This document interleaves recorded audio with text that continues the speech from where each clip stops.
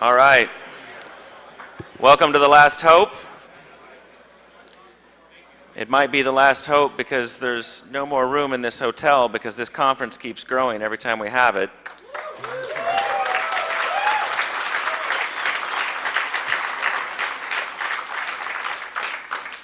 I want to thank you all for supporting this community, 2600 Magazine, and coming this weekend to share knowledge.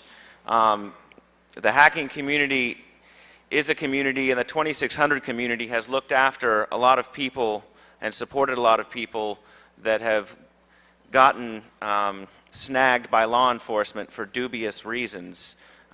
When I was doing a nationally syndicated radio feature called The Technophile, Emmanuel got in touch with me and told me that a guy by the name of Bernie S. was incarcerated for ridiculous reasons. And I took that to the airwaves, and ever since then I've seen Emmanuel put the resources of 2600 Magazine behind people that have been accused of things that they didn't do. So I think we should give a round of applause to Emmanuel and 2600.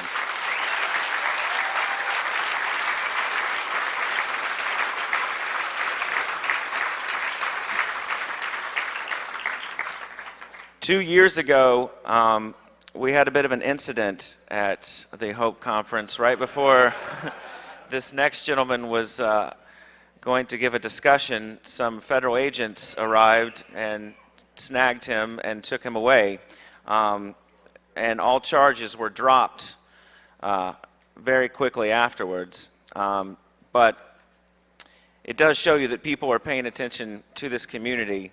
And Stephen was going to be giving a discussion. The discussions he usually gives at this conference is called Privacy is Dead, Get Over It. He's working on a new project called Stealing Your Own Identity.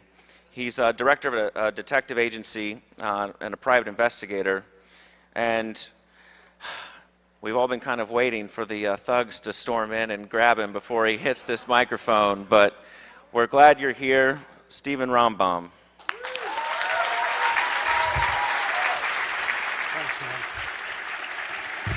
Is this working? Problem is that you may call them thugs, I call them colleagues, so it was a little, it was a little surprising for me. I am Steve Rambam, and this talk is Privacy is Dead, Get Over It.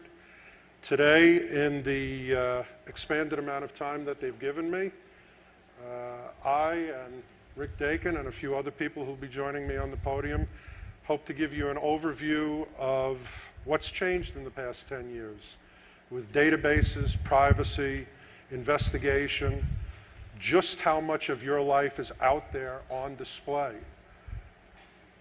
The first thing that I want to tell you is, with any starting point, your name, your address, your phone number, if you call me and your number accurately comes up on my caller ID, within 30 seconds, I know your name, your address, your social security number, your date of birth, your sex, your driver's license number, and your criminal record.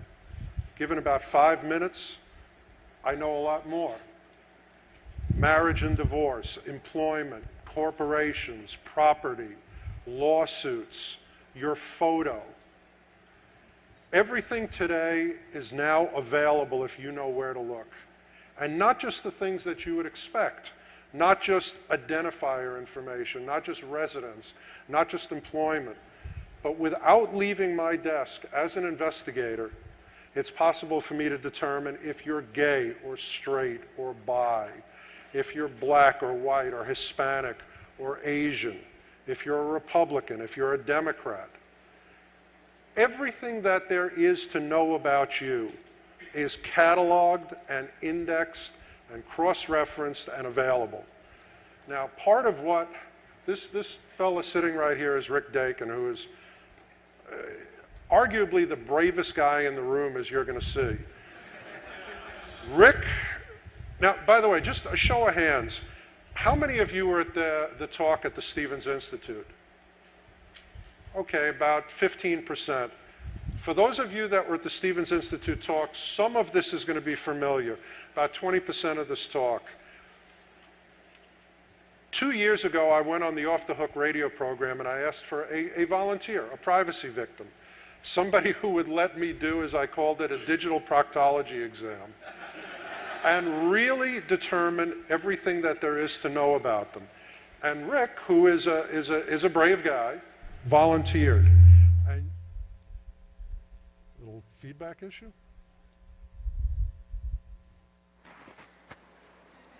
Okay. Somebody did that on purpose. Rick, as you're going to see, well, aha. Thank you, AV guy. You were the guy that they all called when we were in school to come set up the projector, right? Rick, as you're going to, is this working? Can you all hear me in the back? Okay. Rick, as you're going to see, not only signed the most incredible waiver that ever existed, but allowed me to look into every bit of his life. And in a period of about 4.5 hours on a Wednesday morning, from breakfast until lunch, I'm going to show you what we were able to find out about Rick. Now, before we continue, let me tell you what we're going to cover today. We are not going to cover government databases. We're not going to cover NCIC or TEX or NLETS or any of the FinCEN stuff or the new fusion centers that are being put together or anything like that. We are going to cover private databases.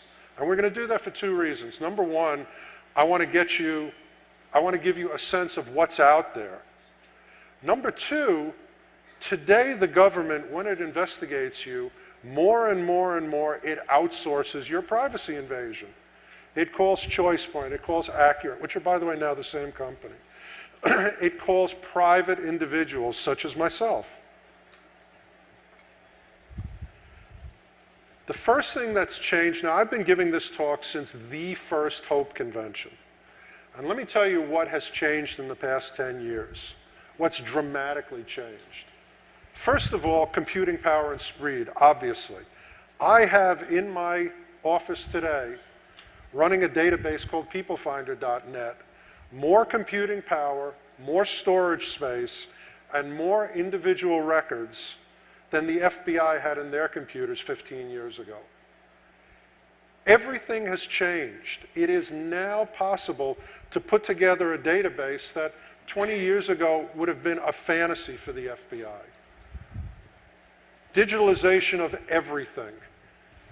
It used to be that if somebody wanted your medical records in a computer, they would have to sit down and key them in, or they would have to scan in paper files. Everything now at the point of origin is digital. It goes into the databases immediately.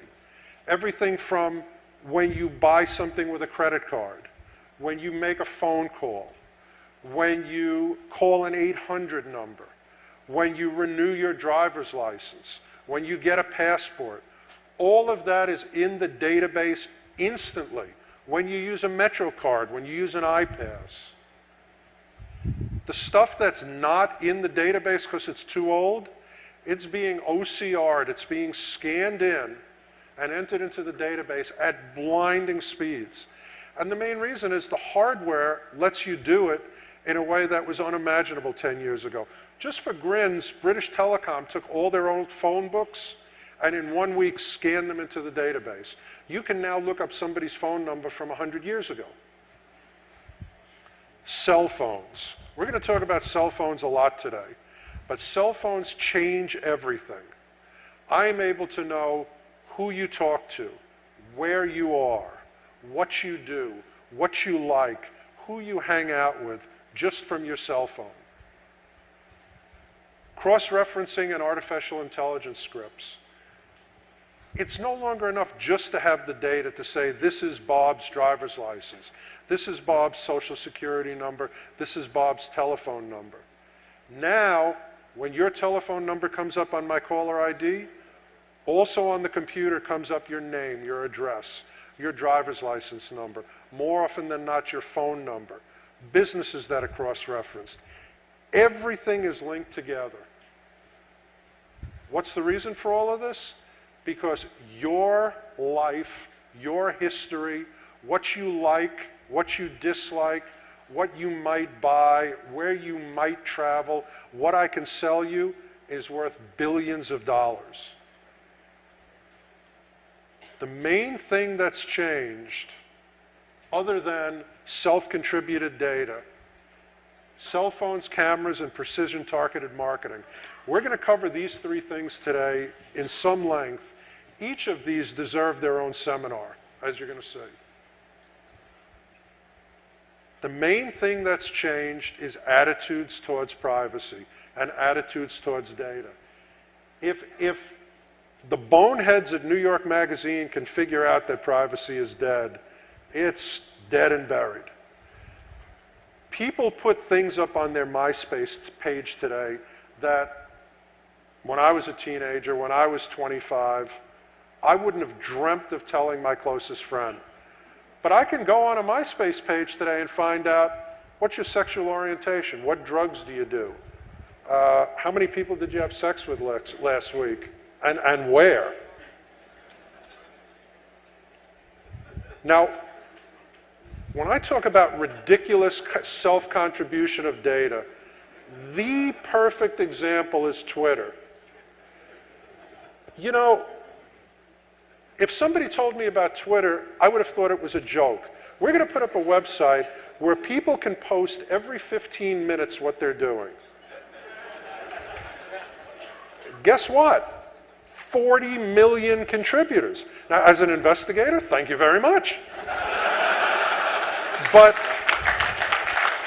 as somebody over the age of 40, I don't get it. I don't get, first of all, I don't believe anybody would care where I am every 15 minutes. And if they do, they're a stalker. Why would I want to tell them? But this is what's going on. I won't even, well, I will read you some of this. And it's ridiculous. 13 hours ago, watching Malibu's Most Wanted. 11 hours ago, I got my bumpers to glow to the max. 10 hours ago, just woke up. Listening to XM. 8 hours ago, getting ready for work. 7 hours ago, going to Avicoli's for pizza. And then all the way up to the top. 36 minutes ago, just got out of work. Okay. Here's an example of something, again, changing mindset. This would have never occurred to me, ever. And it wouldn't have been possible 5 years ago. There's a guy, Hassan Elahi, who was mistakenly accused by the FBI, something I can relate to, of being a bad guy. And he was picked up and he was accused of being a terrorist, and I don't know precisely what they did to him. It could have been anything from Guantanamo to giving him a spanking. But he didn't like it. And what was his solution? He set up a blog called trackingtransients.com. And every couple of minutes, he posts where he is and stands in front of the place and takes a cell phone photo and uploads it. So if the FBI says, you were bombing the Greyhound bus station, he can say, no, I was at Domino's Pizza. And here's an example. Here's the photos of where he was. When I last looked at his site, which was about 2 weeks ago, present location on Friday, 27th of June, 2008, 7:48 in the morning, with photos and a little arrow. Now, granted, this is a really nervous guy. Maybe with reason, but this is not something that 10 years ago would have occurred to anybody or been possible. And by the way, if it's not enough just to send a text message, well, you've got others where you can put up a photo. The one on the left says, 36 minutes ago, just cleaned up my room. And he's got a picture of his nicely made bed. Again, I'm old school, I don't get it. And you have Quick where you can post videos. You know, when I was in high school and they forced me kicking and screaming to take philosophy, the big question that we all know, the Father Guido Sarducci question is, if a tree falls in the forest and nobody hears it, did it really fall? Well, today it's, if something happened and it's not posted on the net, you know, did it really happen? So everybody posts everything to the net. Things that would have been, by the way, raise your hand